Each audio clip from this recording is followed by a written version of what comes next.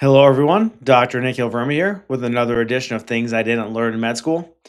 Today, I want to talk a little bit more about peptides and some of the legality that's going on around it, because I think there's a lot of confusion out there, and I think it will be helpful to clear up some of the information. So, this should go without saying, but that's right there in front of us. This is for educational purposes only. This is not medical advice. I'm not pushing peptides. I'm not selling peptides or anything along those lines. I'm just trying to educate anyone out there that wants some more information. So, this is more in regards to the 2026 peptide legal reclassification. And it's not really a crackdown, it's more of a opening up of what is to come and what is happening. So, as we can see, there's a big collision of hype and federal law. There are many influencers out there that are selling peptides, promoting peptides, et cetera, et cetera. The biggest story I want to say about that is peptides are largely unproven in scientific studies. There is a lot of very positive anecdotal studies that individuals are taking peptides and they're having great results. I'll leave that conversation aside, but I just want to make that point. I'm not saying one way or the other. It's something that you should probably do your own research about. And if it's something that fits into your lifestyle, then that's something you should look into. But if you are going to do it, make sure you're doing it under doctor supervision and you're not just buying it from a third party, fourth party lab. And we don't know what preservatives are in there and we don't actually know what the peptides are in there. So that is what the claims are on the marketing side. Peptides, BPC 157, anti aging, make you look better, et cetera, et cetera. As much as individuals hate doctors making money off of pharmaceutical reimbursements, that doesn't happen anymore, by the way. We know this doesn't happen anymore. These influencers make billions of dollars collectively for pushing unproven science out there. So you should be angry at both if you're going to be angry at one side. I'm not saying either side is right or wrong. I'm just telling you what the reality is out there. Okay. And a lot of these clinics are unregulated clinics as well. That means there are chiropractic clinics or nurse practitioner run clinics who hire an MD to be their advisor and medical director, or a DO to be their advisor and medical director. And then they go push these peptides upon their patients for significant markups, 5x, 6x, 10x the price. So let's talk about the legality side. Well, the government several years ago decided to take down some of these peptides into a different category, which made them illegal to produce and to sell to patients. And as we see, it was a collaboration between the FDA, DOJ, and FTC. And they were really trying to target against the compounding pharmacies that were making these peptides illegally, telehealth companies that were marketing and pushing these peptides on patients, and then the individual influencers, because those were the markets that are kind of pushing everything out there. So several years ago, they decided to kind of axe all this. And that's what kind of brought us to this year and the reclassification. So let's talk about what the a proven compounding of peptides is in the current landscape. The FDA approved tier 1. Those include things that are fully tested, have great studies, and legally prescribed. That includes the GLP-1 agonist, semaglutide, tirzepatide. There are other ones now that are coming out that are getting approval and fast track to approval. But there's also one that people don't realize is insulin. Insulin is actually a peptide that helps modulate and hormonally response things in our body. So these are things that are 100% legal, safe, etc. So now you'll see the middle column, 503A compounding, tier 2. So these are customized for specific patients under narrow exemptions, excuse me. They must use FDA approved bulk substances, and these are highly restricted. And we'll talk about a few of those in a little bit. And then there's the research chemicals, tier 3. They're not for human consumption.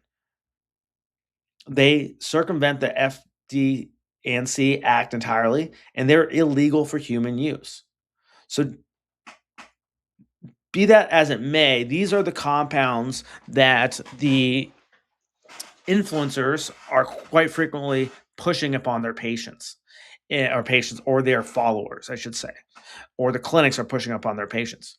Now, I should say that even in the FDA approved tier 1, there is a stranglehold on who is allowed to produce these and sell them. When there was a shortage for the GLP-1 agonist, they allowed all the compounding pharmacies in the United States to make GLP-1 agonists to help the demand.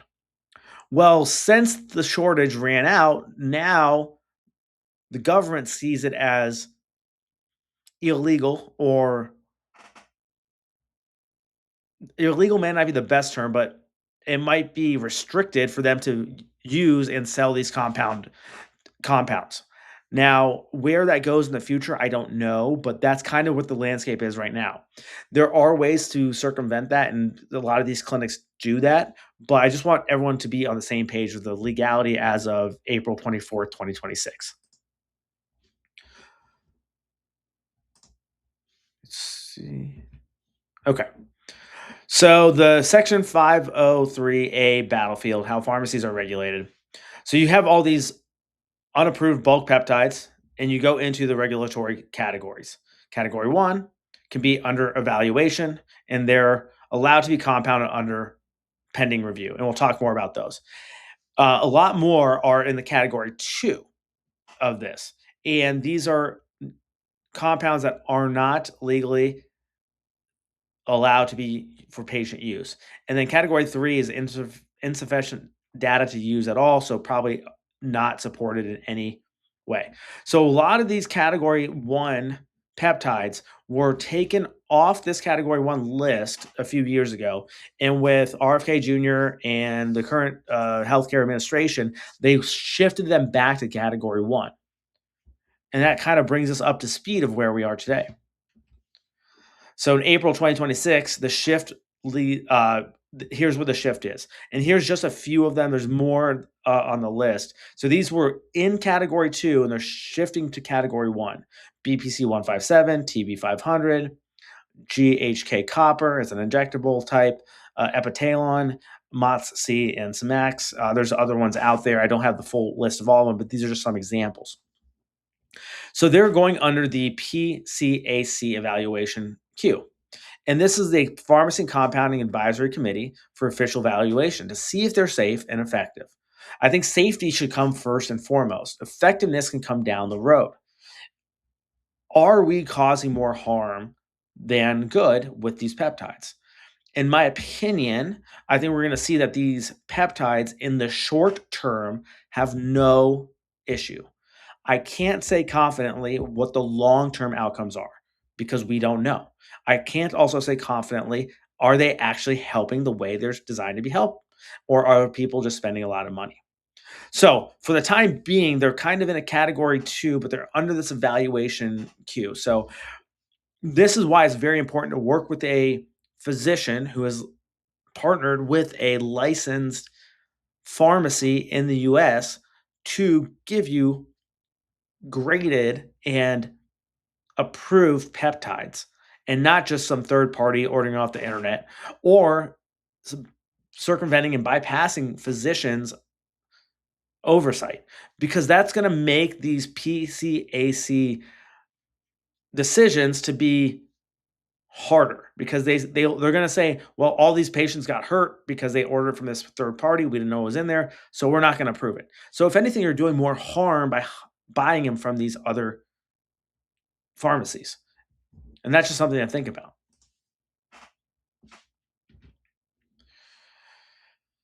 So here's the big controversy that's out there right now.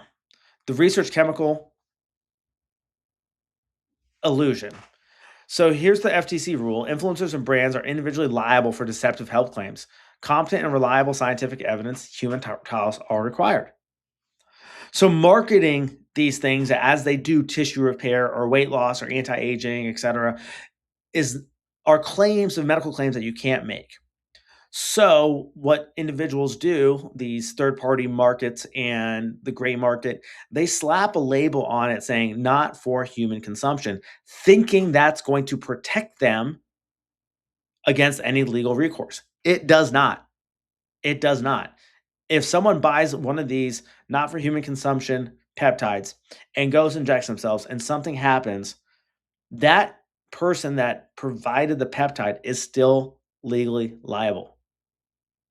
So don't be disillusioned to think that just because that's on there, it's safe. You'll see a lot of places on TikTok and YouTube and Facebook, Instagram. If people talk about these things, it's going to quickly bring your page down if you're claiming that they cause and help and anti-age, et cetera, et cetera. Um,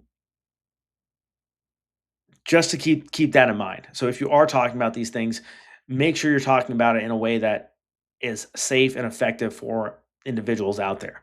And don't make those claims that would say they're going to heal you.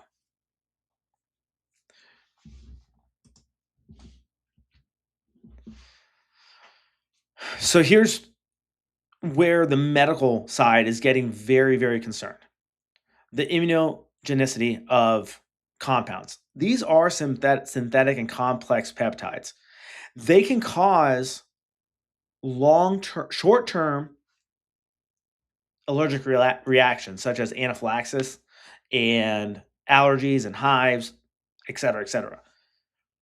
There are also reported cases of people taking these peptides for many years and then developing an allergy to them.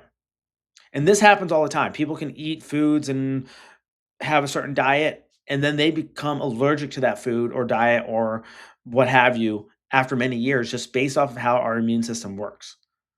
The other thing is that's concerning is the carcinogenicity of these risks of these peptides, right? They do promote blood vessel growth.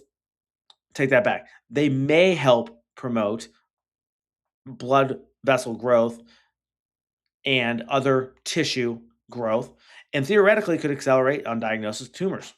Theoretically, right? We don't know. And that's where the research is trying to figure out, is this possible? I have bigger concerns about our children and our children's children. These are causing changes in our body, for better or for worse. If that happens, that means genes are being expressed at a different level in a different way. And we know that genes can turn on and off, and that's carried on to generation to generation.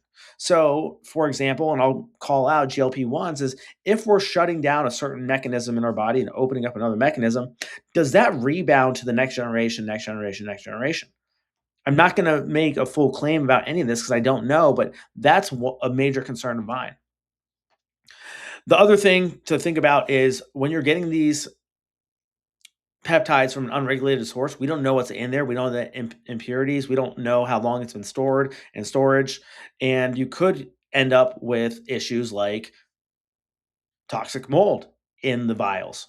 And there's a very well documented case or a series of cases that when one of the pharmacies was trying to promote this new type of steroid for epidural steroid injections, for example, they sent them out, but it was in an unregulated pharmacy and they end up causing mold toxicity to many of their patients. And it was a huge lawsuit, multi-million dollar lawsuit that ended up happening.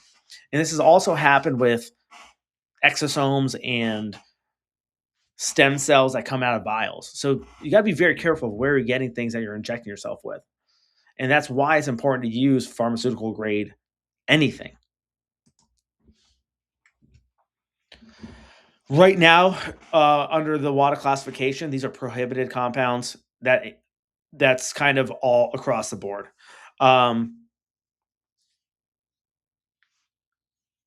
I don't know how they test if you're actually taking these. It's not like they break down in the system and give positives like drugs and other substances are. But just right now, if you are an athlete, you got to be very careful. If you get caught using these, you will be banned um, and probably fined. So, here are the FDA recommendations for consumers. Consult a licensed healthcare provider. Use fully FDA approved peptide for therapies and their clinical indications. Now, there is an argument to be said about off label use. We use medications off label all the time, but you have to understand the risks involved.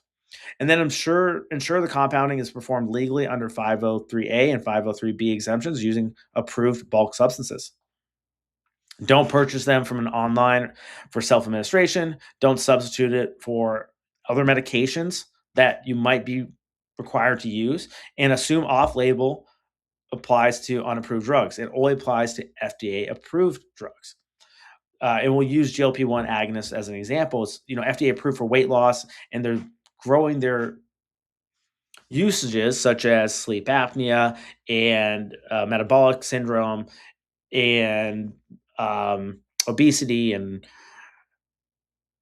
diabetes. But there are other effects that might be coming up, such as helping kidney disease, helping hypertension.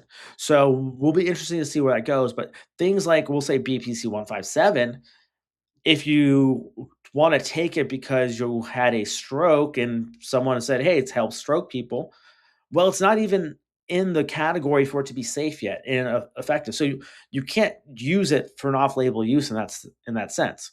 So just want you to be very careful on that.